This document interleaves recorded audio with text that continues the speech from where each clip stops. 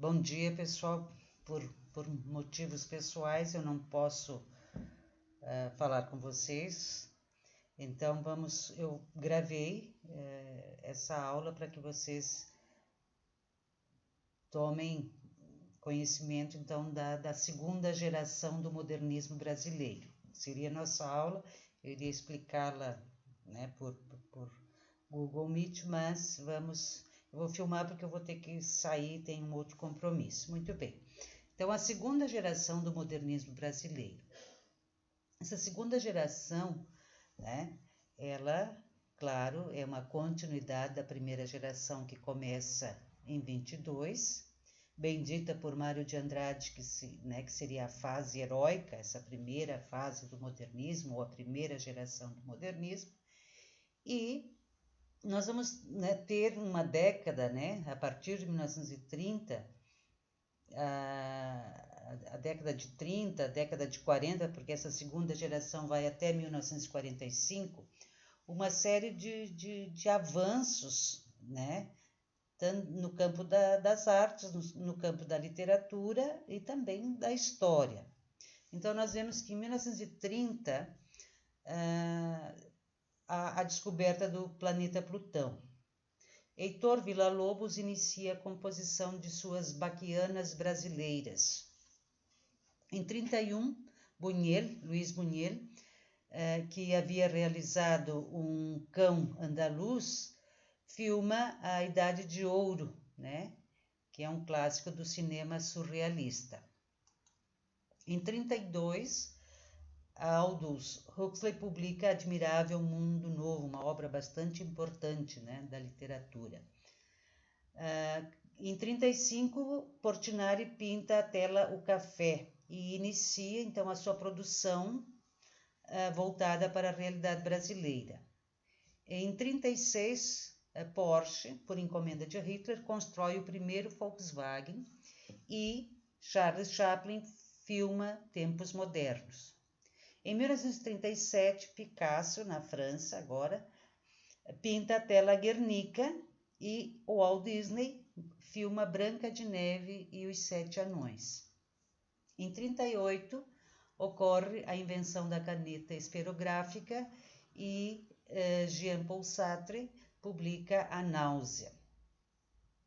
O norte-americano John Steinbeck, em 1939, publica As Vinhas da Ira, um romance de temática proletária.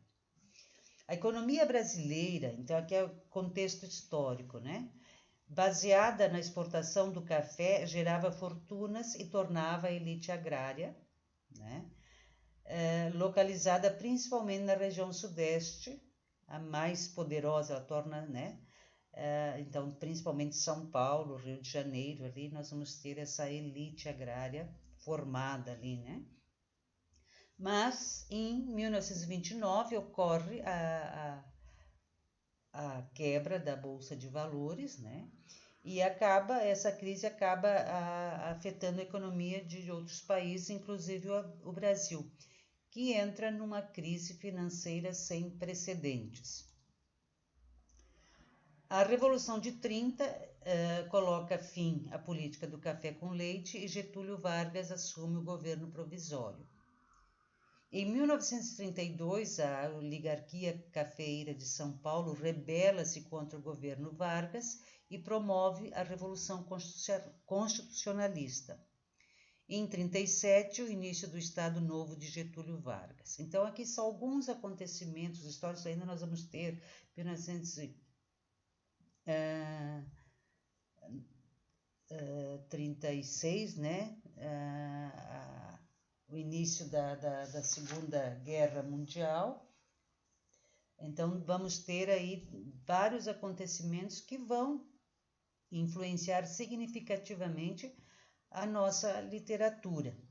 Não só a nossa, mas a literatura de todo o Brasil, Então, 1939, a Segunda Guerra, desculpa, de 36 é outro fator. Então, nós vamos ter esse contexto.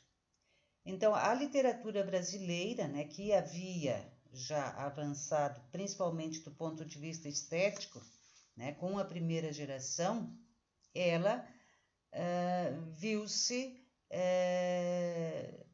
imbuída de uma nova abertura na literatura, né? Então, os poetas, eles continuam, né, com a pesquisa estética iniciada na década anterior, cultivando o verso livre e a poesia sintética, ou seja, essa poesia curtinha aí, sintética, reduzida, né? Como se pode observar nesse poema do Drummond, né? Stop.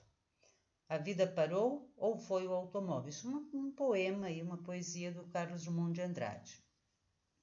Então, a realidade, né, ela passa, então, a temática desse período, né? Então, a realidade, ela começa a ser mais questionada, ela começa a ser observada com mais vigor, e o artista passa a se questionar como indivíduo e como artista e tenta interpretar o estar no mundo. E depois nós temos, nessa mesma segunda geração, o surgimento de uma corrente mais voltada para o espiritualismo e o intimismo, que é o caso da Cecília Meirelles, do Jorge de Lima, do Vinícius de Moraes e do Murilo Mendes. Então, nesse contexto, nós vamos ter uma literatura diferenciada, né? Então, alguns desses escritores, eles